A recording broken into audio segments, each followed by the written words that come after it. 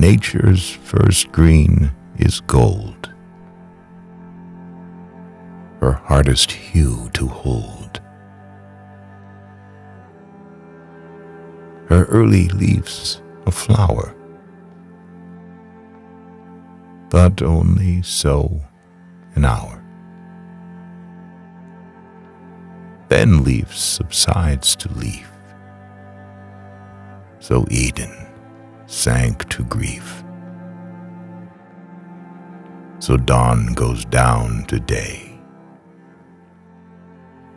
Nothing gold can stay.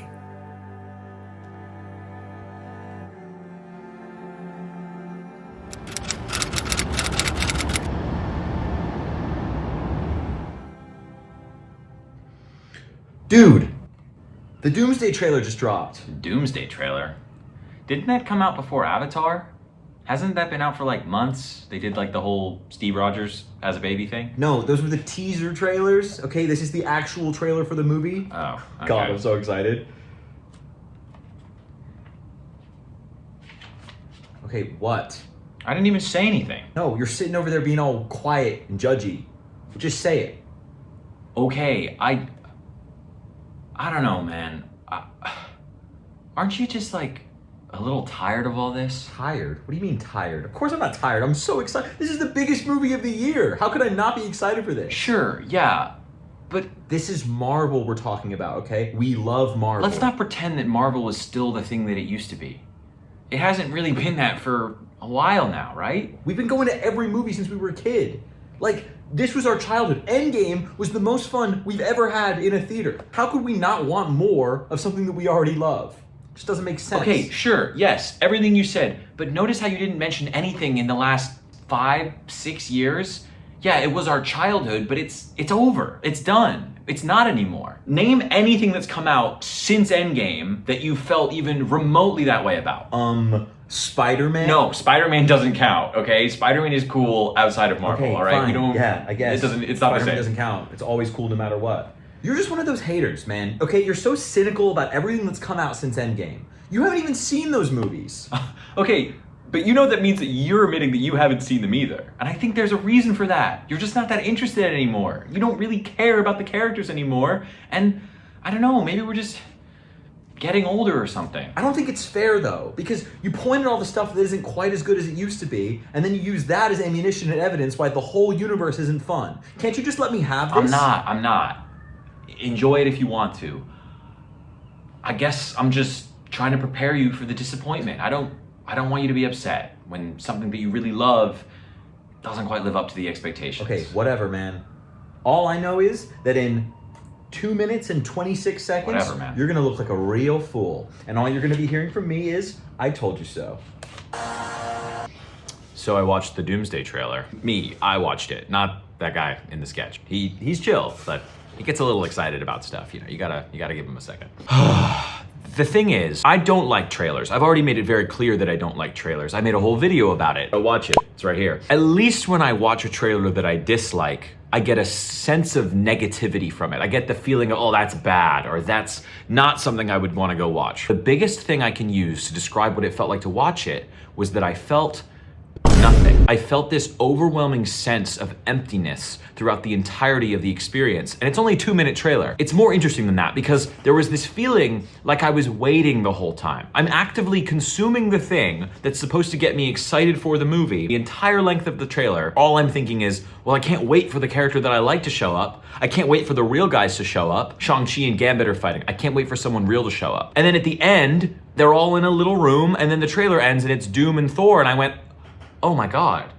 It's not that the real guys aren't being shown or the real guys haven't shown up yet. It's because these are the real guys. This is the Avengers. This is who I'm meant to care about. And I don't even really care enough about Thor for it to bind it all together enough. Oh boy, it's not anticipatory anymore. It's now, it's happening, and I still don't care. Very strange. And it almost made me feel more worried about the movie than any other trailer has. If the trailer just looked bad, I would be like, oh, okay, well maybe it's just a poorly cut trailer or they haven't figured out the CGI yet. That stuff can be improved. Not caring about anybody in the movie, it's a little bit harder unless you write a really good story, which, as we've seen from these big spectacle movies, is never really the case. It's gonna be a hard sell. It's really gonna be difficult to dig yourself out of that hole. And it's not just me who thinks it looks off, right? There's something with the color or the CGI or whatever. Maybe it's because so much of it is like in these green blue screen rooms where they haven't quite figured out what the movie is yet, or they don't know who's in what, or they're filming it in different locations. I don't know what, but it looks weird. It looks flat, it looks empty, it looks gray, it looks dull. And then also on top of that, there's something to do with the depth of field, the way people are composed throughout the shots, the fact that it kind of has that action figures being banged together vibe, but not in a cool way, not in an ominous voiceover, this is cool, Age of Ultron trailer kind of way. It's just weird and bad looking. I wanna like it, I promise. I don't wanna be a hater. I'm both of those guys. It's a bad feeling. I have a really bad feeling about this. So I wouldn't be surprised if the movie makes a lot of money. It's not a crazy take to say Avengers movie equals box office results, but I've been studying the box office and really reading about things as of late. And to me, if I had to put a prediction now right here, before the movie comes out, months in advance, my guess would be it makes about $700 million. Yeah, just checking in the editing process. That's a bit low. It's gonna make more than 700. Start kind of backtracking even in the take. I'm like, well, it could make like 800. It could make, under $1 billion. It's probably gonna make over $1 billion. It probably will. I still think it's gonna flop. So if it does flop and it does make 700, just know he said it. He did say it. So just, it probably will outperform that, but I'm going on the basis of the fact that I am thinking it's gonna be a flop, and to me a flop would be about 700 to 800 million. see? Look at you already backtracking. Already backtracking. Now, is that still a lot of money? Yes. Will that probably allow them to break even or maybe make a little bit of money? Yes. But the reason why I think that's the case is the general audiences are not tuned in the same way. Marvel is a big brand, but it's not quite got the pull that it used to. It's not gonna be able to attract people word of mouth. I made friends of mine who didn't care about Spider-Man go see No Way Home. I made friends of mine who didn't care about Spider-Man go see Brand New Day. Maybe that's just bad because it's a Spider-Man movie, but that honestly fills my point. Because Spider-Man is a brand. He is a character that people care about. Disney used to be just enough. I'll go see anything Disney. But now, nobody's going to see Strange World or Elio because they don't care anymore, and the name Disney isn't enough to get $1 billion worth. I don't think the Avengers quite has, especially without the ones that are iconic, without your Tony Starks and whatever, doesn't have quite enough to pull in as many people. So the big fans will go see it. There will be a couple of legs over the next few weeks, and then I think it falls off. Because there's not a reason, unless the movie's really good, which would be a little bit against my expectations. But my guess is it doesn't break $1 billion because it's a flop and because it doesn't have the same level of automatic box office return that Marvel used to, which is a shame. So, how do we go from this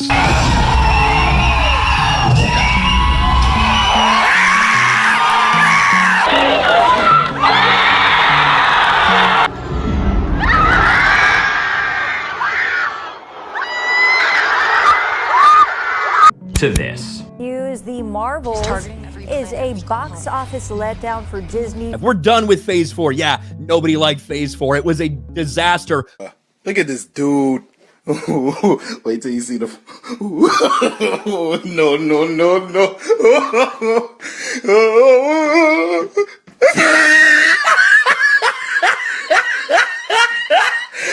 Look at the top of his head. So let's do a quick history lesson on the MCU, starting with Phase 1. First movie that came out was Iron Man, followed by the Hulk, Iron Man 2, Thor, Captain America, and the big team-up movie, The Avengers. There's a couple of trends here. Narrative momentum upwards towards a big assembly movie. Movies that are all grossing about 600 million, but it's important to note these are not iconic characters. We're not making Spider-Man or Batman. I'm the Joker, baby. We're doing Iron Man and Thor and Captain America, which now sound like big heroes, but at the time, these guys were nobodies. So the fact that they were able to find this formula, it was impressive. They found something that worked. They grossed a total of 3.815 billion in Phase 1, with an average of 635 million per movie. Impressive stuff. If we slot that onto the timeline, we'll see how it looks. Moving on to Phase 2. Phase 2, they kept it simple. They just perfected the formula that they already had. You'll see so many repeats. Iron Man 3, Thor 2, Captain America 2, Guardians of the Galaxy, which reinvigorates that idea of them taking a character or a group of characters that people don't really know about and making them fan favorites.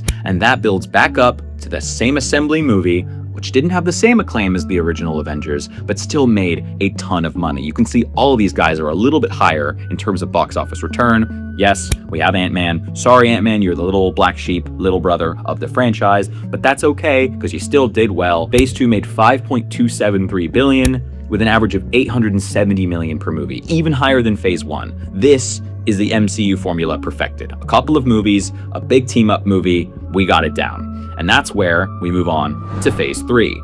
Phase 3 is where they really start to flex their muscle. And because of not only the amount of money, but the density of movies that were being released, we gotta zoom out.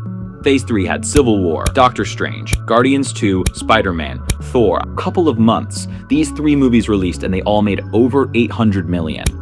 Followed that up with the cultural phenomenon that was Black Panther, and then Infinity War. Look at that scale, that exponential momentum building up to it. Yep, we had our requisite Ant-Man and the Wasp hangover, but we followed that up with Captain Marvel, which is the little carrot on the stick that we were dangled before Endgame. Everybody wanted to watch Endgame. It was the biggest box office moment, potentially of all time. This was the MCU at the peak of its powers. Far From Home came out, which also technically counts as Phase 3. They made $13.52 billion in Phase 3 with an average of $1.23 billion. Just hear that number. You could release a movie between 2016 and 2020, and if it was a superhero movie that had somebody that people knew in it, it was going to make, on average, $1 billion. A rising tide lifts all ships, and when you have the rising tides of Endgame and Infinity War, they pulled movies up like Captain Marvel, Far From Home, and the 3 others. Even Doctor Strange, which was considered the lowest grossing of this time, made over $500 million. Profited. There were no duds in this era, not a single one. Phase 3 slots onto the timeline, looks a little something like this. Phase 4 wasn't quite as catastrophic as people made it out to be. They were still able to make a good amount of money, but it was just COVID that impacted it. You'll start to see there's a density of duds. The 3 in a row right in the COVID window, not making any money, which is why they came out and made Spider-Man. They brought us Toby and Andrew because they knew they needed a hit, and they got one. And then, because of that, they thought, okay, we'll keep making movies, but we're gonna make them movies that we make people want to see, but not because they're good, but because they feel like they have to recapture that sense of what the MCU was. Multiverse of Madness, Love and Thunder, even Black Panther 2. It didn't have the same level of joy, authentic excitement. They were movies that were made saying, hey, don't you want to know more about Kang? Don't you want to know more about the multiverse? But there was nothing in there. They were hollow. And yes, they were still making a ton of money. Marvel was really squeezing the lemon. The same way that Disney is now profiting off of all of their movies for the last 50 years with live action remakes.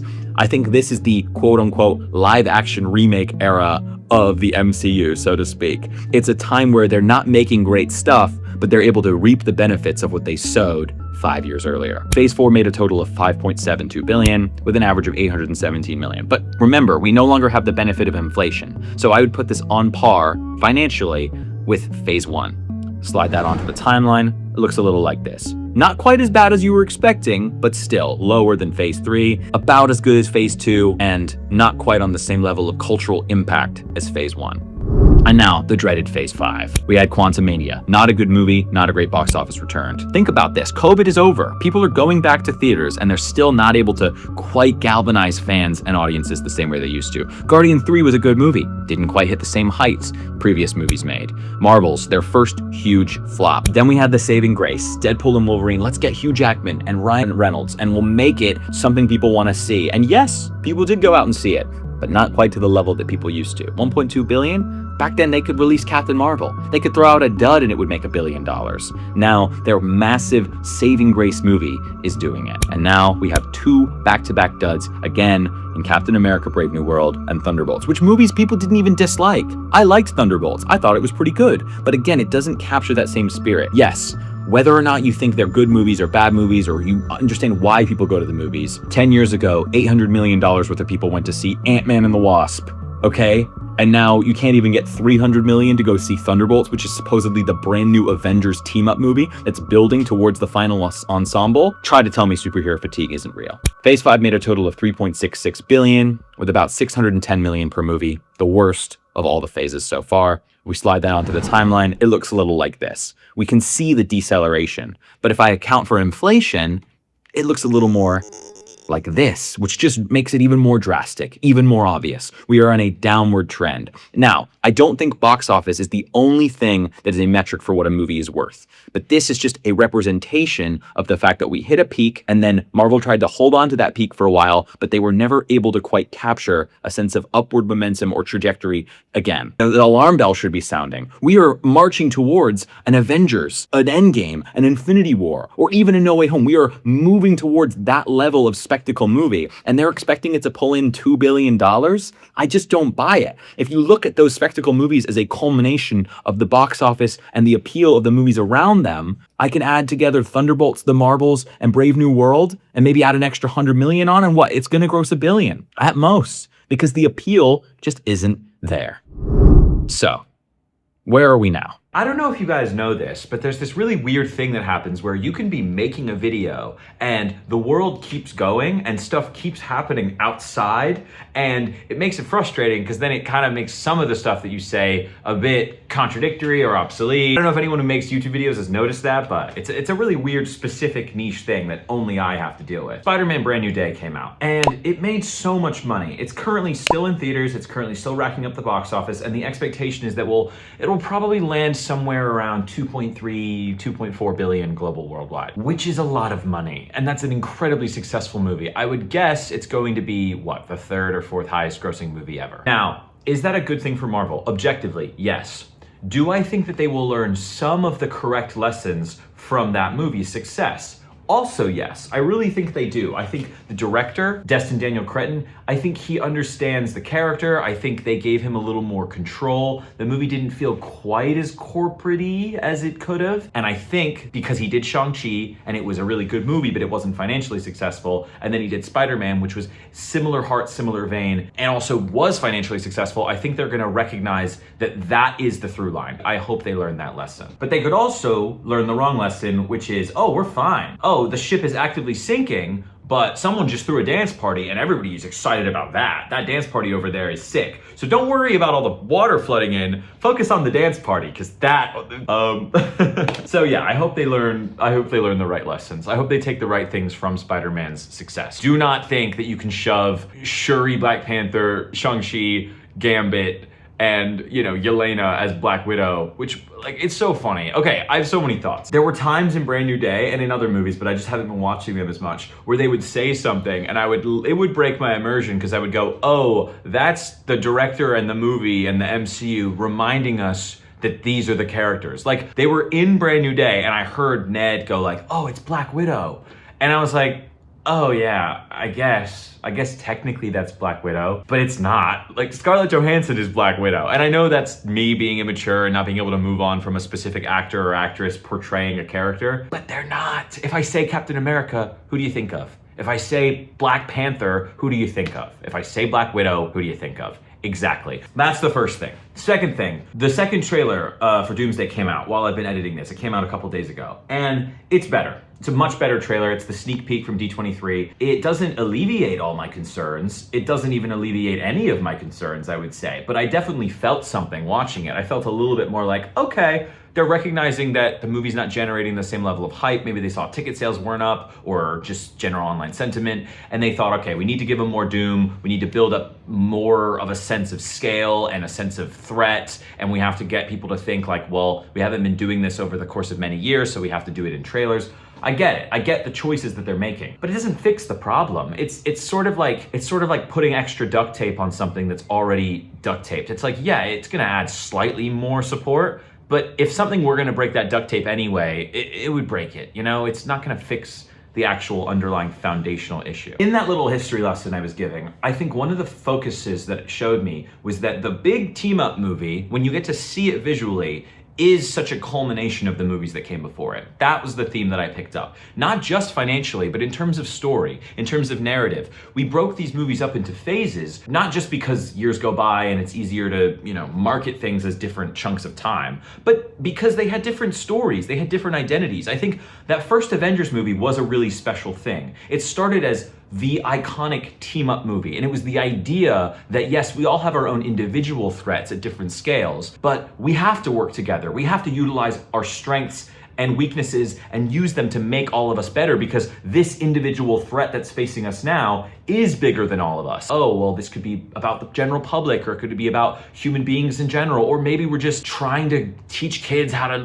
work as a team. It's a simple idea about teamwork, but because it was one of the first ones to do it on a big scale, it worked. And then you can't run that lesson again. You can't make the lesson just, oh, it's hard for a bunch of different people with different personalities to work as a team. I guess they tried with Guardians of the Galaxy and everyone liked it. So maybe you can keep making that same movie over and over again. Ultron wasn't the same thing. Ultron was more about agency and the limits of power and the information age and what does it mean to have access to all this information and the Sokovia Accords, and that led to Captain America Civil War. This one is about how, responsibility with power and how do we keep that in check, and, freedom versus security.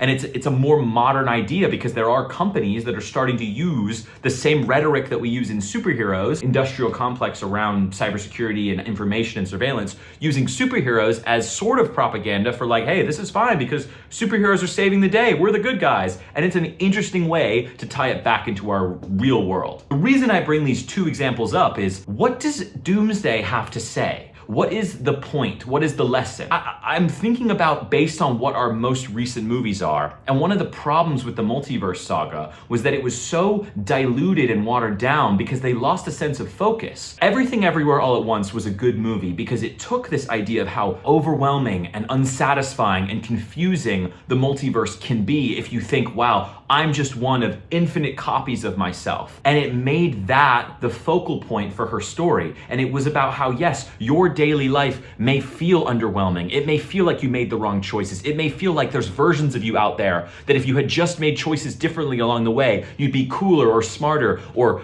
married to someone hotter or richer or all these things. But this is your life. These are the choices you made, and there's so much beauty within it. Your family, your connections, the blood, sweat, and tears you've put in, and that one line that it comes back to where he says, in another life, I would have loved just doing laundry and taxes with you. It shows the beauty of the individual, the beauty of your choices, your timeline. The Avengers kind of went on the complete opposite side and were like, well, wouldn't it be cool if the X-Men from this timeline came in? And wouldn't it be cool if, we killed Thanos already, but there's another Thanos? And it loses the idea, and instead of it feeling like the individual is special, it makes everything feel less special. It makes everything feel like a copy, or just, it's the same issue that Rick and Morty had, where once you get so powerful that every universe there's no consequences, why do I care? Why do I care about anything that the characters do? It just becomes Family Guy. It just becomes noise. What was the sacrifice? What was the lesson that was learned? Nothing. Movies need to have something to say. Whether or not it's a big lesson or, it doesn't have to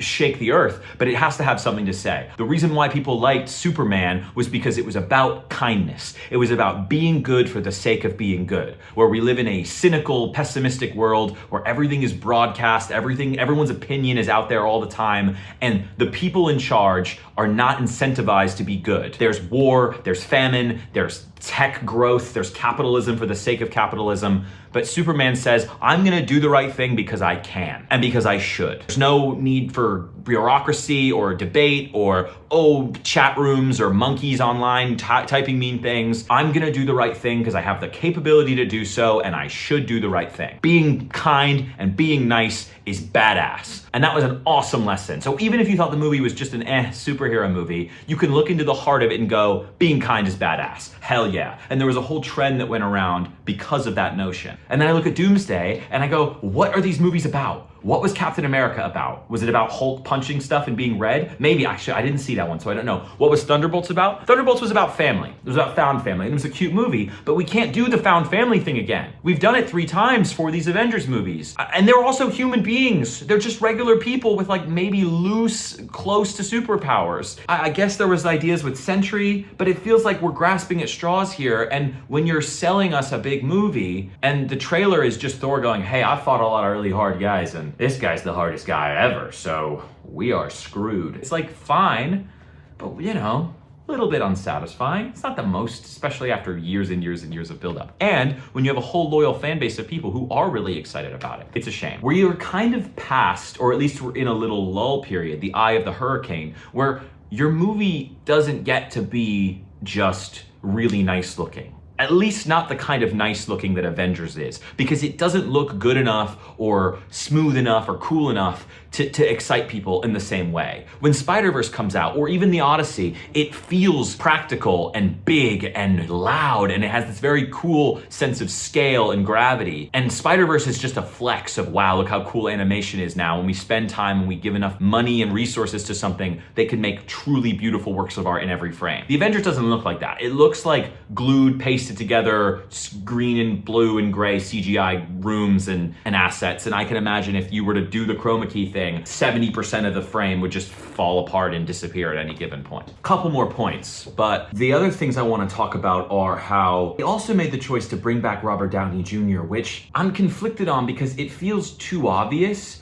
to think immediately like, oh, well, that's just a money-hungry panic choice of like, oh, God, we need a guaranteed way to get money. RDJ, come back. Like, they didn't let the guy even be put into the casket. Like, he was wheeled out before you could even think about it. And like, will he do a good job? Probably. It ties into that same issue that I have, and I know many people have because I talk about it with people. When you see Zendaya's face in the Odyssey, you don't see Athena, you see Zendaya. When you see Tom Holland's face in the Odyssey, you don't see Telemachus, you see Tom Holland. And it is the case for most movies. Yes, it's fun to see an actor that we like. Sometimes they're big box office pulls, but it depends on the kind of movie that you're peddling. And if the entire premise of your movie is that you're selling us on a new big bad villain, you are delegitimizing your own movie by putting in the same guy that was the big hero that started it all. You know what you're doing. They are making a Faustian bargain where they are saying to us implicitly, hey, we do not care about this product. We want it to make money because we know this thing is on its way out. It was a response also to the Jonathan Majors thing. The Jonathan Majors thing was a big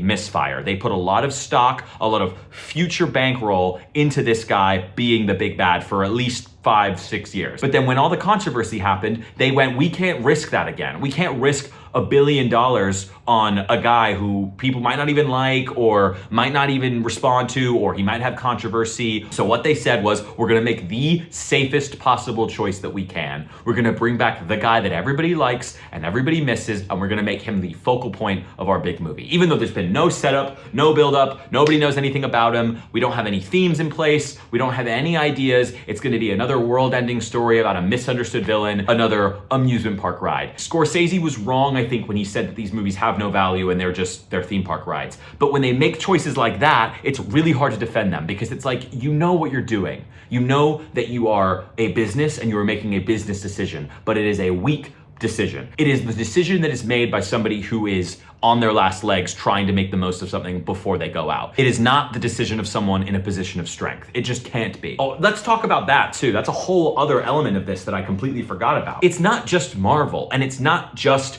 the movies. We are inundated with content right now, and it's slowing down a little. It has been over the past year and a half, flooding stuff to get people to go subscribe to their stupid streaming service. But we've had so many shows, WandaVision and Loki, and I can think of some other ones, Moon Knight and the one about the girl, Ironheart. They just canceled Wonder Man, and those are just the ones I thought of. I know there are more. That's so much TV when you're doing that on top of the fact that you have these movies that nobody cares about either. It's not just Marvel, I said that already. Star Wars did it, flooded with garbage, with terrible TV shows. It's just, there's too much. Every big brand is going, well, how can we squeeze the most out of ourselves at any given time? And so when you think, okay, instead of it being like that timeline I showed of a 4 or 5 year stretch where you get 5, 6, 7 movies and they build up over the course of the years and you're excited about the next one, 4 movies a year, 3 TV shows, and then you have your other brands that you like all making their own offshoot TV shows, and all of it is just a little bit worse and a little bit more expensive and looks a little bit worse. Then also, if anything is good, they cancel it, and anything that is popular and successful makes it to the end of a 4 or 5 season run, but those seasons are terrible because they become like 6 episode or 8 episode seasons with hour-long episodes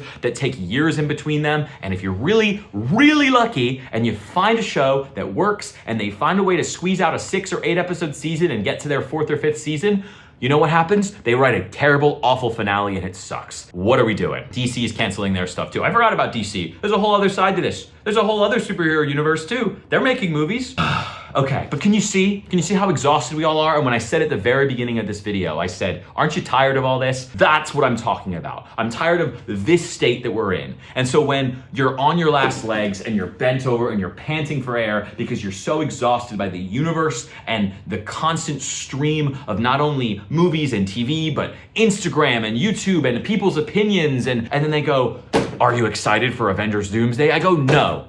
No, I'm not, because you haven't done anything to warrant it. And you know what? Maybe in 4 months, I'll be really excited for another superhero movie or another big epic movie that will make me feel things. And you know what I'm gonna go see? Dune 3. They have earned it. They've earned my $15 to go see it in IMAX, $20 to go see it in IMAX, and it's worth checking out. Okay. This video started because I was so empty watching the Doomsday trailer. I told you that at the beginning. It evolved into so much more than that because this topic is really interesting to me, and I think it touches on some areas that people feel but they don't necessarily think about. I have a lot of doubts and fears and paranoia and anxieties about the future. I think the future is this wonderful magical thing because anything could happen, and especially when you're a kid, you sort of just see it all working out for yourself. But as you get older and life becomes more real and your brain develops, I've noticed over the past year or two, as I've started to make decisions involving my future, or maybe even just exist in my day-to-day, I'm more afraid of things, more afraid of taking risks, because my brain is now wired for survival. It's wired to keep me alive, but also to keep me comfortable. And I think one of the things about being a kid is that you're forced constantly to be in situations where you're not quite comfortable, you're not quite in control, you sort of have to do stuff. You gotta get on stage and present that thing. You gotta get in front of people, you gotta run that race you don't really feel like running because you have to, and go to class and get good grades, and you have to achieve and do all these things. And when you're an adult, a lot of the same stuff applies, but it's so much more your choice. You don't really have to do things if you don't want to. Now, I think the way that that connects is we look for that same comfort in the media that we consume. And so it's no wonder why the companies that sell us stuff sell us constantly on this idea that they can provide us the same level of comfort that they did 5 years ago or 10 years ago or 20 years ago, or in the case of something like music or maybe fast food, even older than that, when you were a kid and now you're 40 or 50. It's kind of the basis of all marketing. I'm not gonna villainize Marvel for being the only ones that do this, because it's every company. It's Disney and it's Apple and it's everyone. It's everyone. But I think the point is, it's a little bit more insidious maybe that Marvel does it, because Coke is not able to wheel out the corpse of something that looks like the drink that you once loved and hand it to you and go,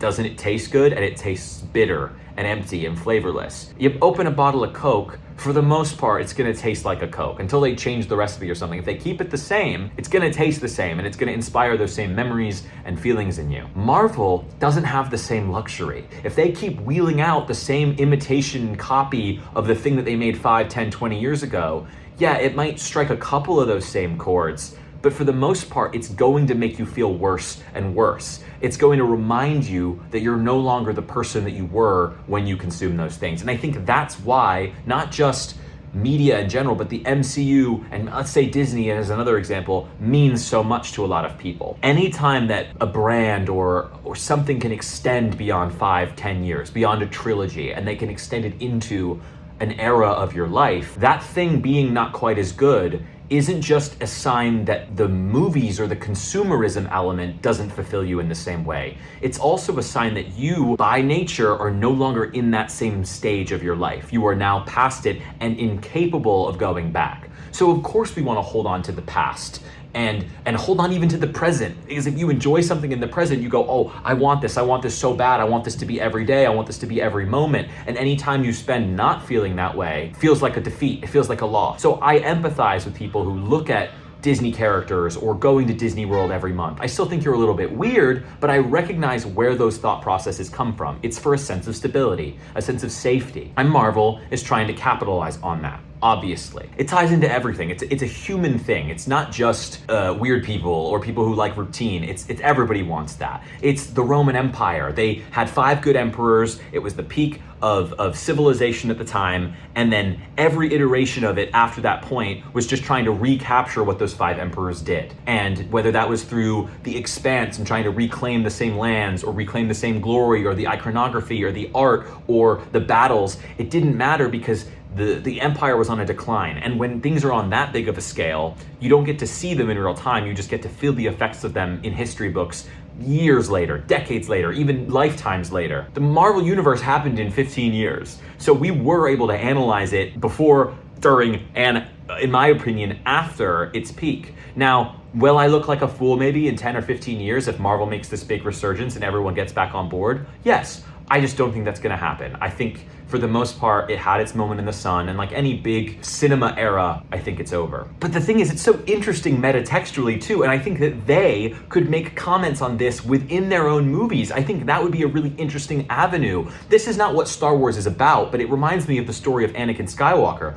Anakin, sure, he wants power and the dark side and all those things. The story about the downfall, fall from grace. But I think the main thing about Anakin's story is it's about impermanence. It's about how temporary life is and how much life is out of his control. And when the Emperor gives him the ability, or at least dangles the ability for him to fix everything in his life, control every outcome, and say, you can stop the thing that you are most afraid of. Padme's going to die, and you can prevent that from happening, but only if you follow the power that I give you. And it's such a human thing to want to look at a character like Anakin and go, yeah, man, obviously, this isn't the right way to go about it, but obviously you want to protect the love of your life. Obviously you want to protect your family.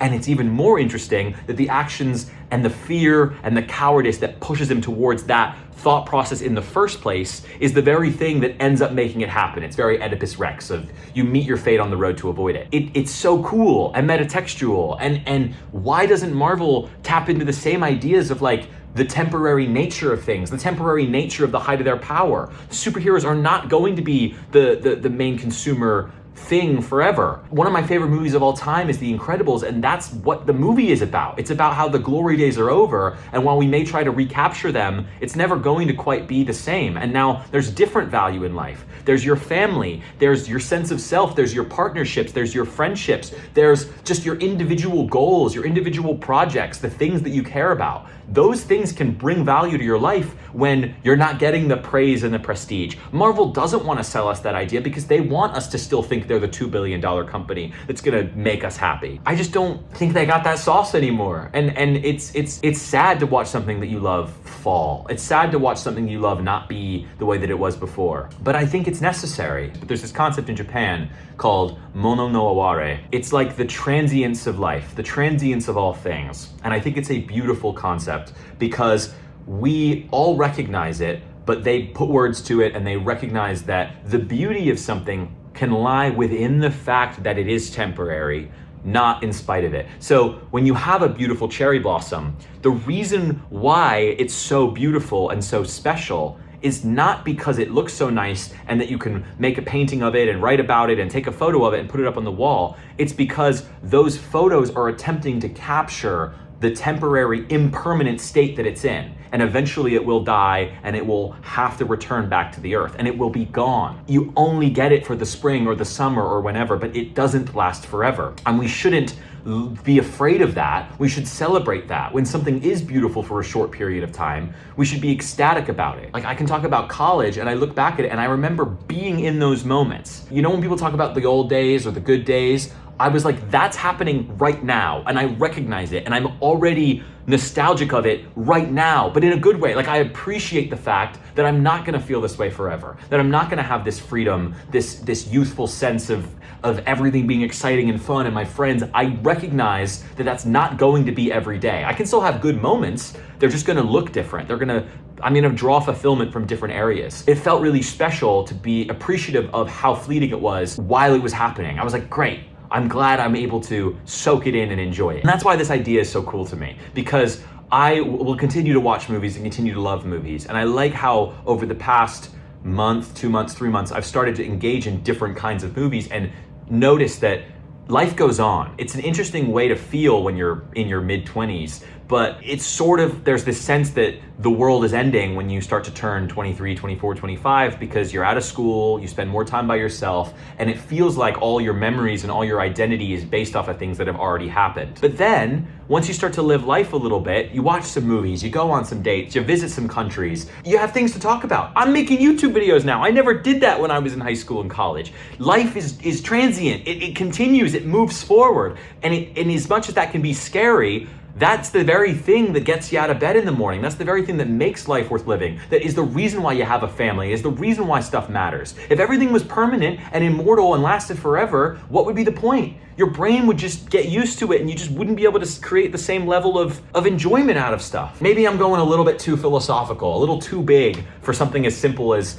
Ant-Man and the Wasp, but we can accept that something has moved on. And I know for companies, I know for corporations, that's a death sentence because it's like, we are making money doing this, why would we leave money on the table? It doesn't have to be about, first of all, the constant pursuit of money, but I'll meet you on your level and say it is about the constant pursuit of money. Okay, let's make all the money in the world. You will have a better chance making more money, pivoting into something else and giving people a taste of something different before they completely lose interest in you than giving them the same thing over and over again and making a slowly diminishing marginal utility each time. And I like to think that after Doomsday, it will be a big reckoning to see if it's not just COVID, it's not this superhero fatigue, it's not these buzzwords that people throw, it's not woke, go woke, go broke, it's not YouTube, it's not the reviewers, it's not, it's gotta be a Kane Parsons. It's none of that. It's just that we had a moment in time, there was this zeitgeist that came organically out of nowhere. People were itching for that kind of movie to see on screen. And I think now people generally want something else. And it's okay to want something else. Go out and explore. Go watch things. Go find stuff that you might not like. Go watch movies that suck. Go watch movies that change your life. Go watch movies that challenge you. Movies in other languages. Go watch TV shows. Read a book. Go on a hike. Talk to somebody. Get out of your room and go make a friend. That stuff all exists outside of the MCU. I don't know how this video got here, but it's true. Whether or not Doomsday makes $1 billion, I think I'm done with it. Not that I'm never gonna see these movies again. Not that I'm never gonna enjoy them again. I don't have a hatred towards it at all. I just think the past 2 or 3 years I've been trying to hold on to this idea, and sure, I cried during Spider-Man Brand New Day, but that didn't feel like it was because it was an MCU movie. I didn't love that it made me think about the MCU. I love that it reminded me that Spider-Man came to my birthday party. I love that Peter swinging as a 24-year-old mirrored the fact that I'm kind of a lonely, sad, sometimes 24-year-old, and I'm struggling with being alone and losing a loved one and things in my life that he was mirroring, and that made the story feel real and special and important. And it wasn't because Black Widow showed up and they finally paid off Scorpion in that end credit scene. It was none of that. It was the story that spoke to me. Maybe watch something you wouldn't think you'd like. Maybe watch a movie that connects to the things you're going through right now. All right, okay. Watch what happens. Watch Doomsday be amazing, and it makes like $5 billion, and it's the best highest grossing movie ever, and I'm an absolute idiot, and they go, we're gonna do this forever. That would be fine, I wouldn't mind. This is a video. Please comment, please like, subscribe. I hope people are watching these. I've gotten, again, like I said, some traction on the channel, which has been really cool. Just let me know you're a person. Let me know your thoughts on the MCU. Let me know if you think it's dying, if you think Doomsday is gonna be good, all the stuff, YouTube stuff, you know. Please like, please subscribe. Love you guys, and I will see you when I see you. Peace.